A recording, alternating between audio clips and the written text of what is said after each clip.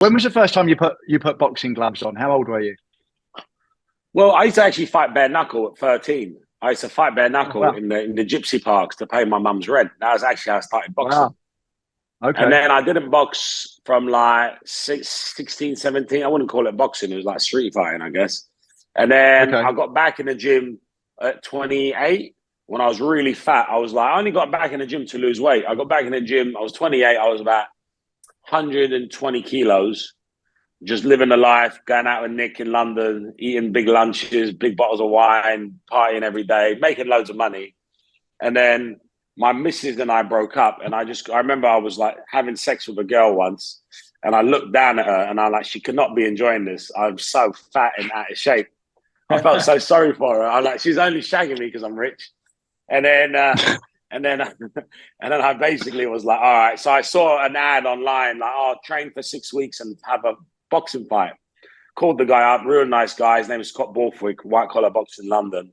And he's like, yeah, come down. I came down. I still had it a little bit because you never really lose that combat experience. And then I fought a guy who'd had a few more fights. You're meant to be like your first fight, second fight, they pair you up equally. But I was a bit more advanced. So fought a guy, won on points. And then after that, I knocked 5 guys out in a row. And then I went into unlicensed boxing. And I had like 20 odd fights on license in like the dodgy pubs in London and Camden and all that. And then David Hay called me and he said, look, I thought it was a wind up because I didn't know David Hay.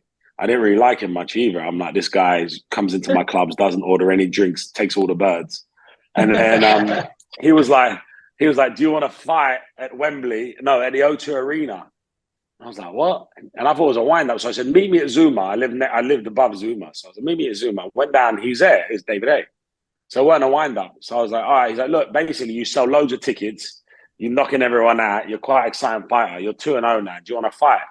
I said, all right, what's the options? He goes, I've got this one guy from Hungary. He's like 15-8. If you fight him, I'll put you like co-main event because he just won 3 fights in a row, Hungarian champion. But he's hard as hell. He's hard as nails. We'll try and make him come down to like heavyweight, take a bit of juice out of him. He's like, or you can fight a journeyman, but then you'll be on at 6 o'clock and it won't be televised.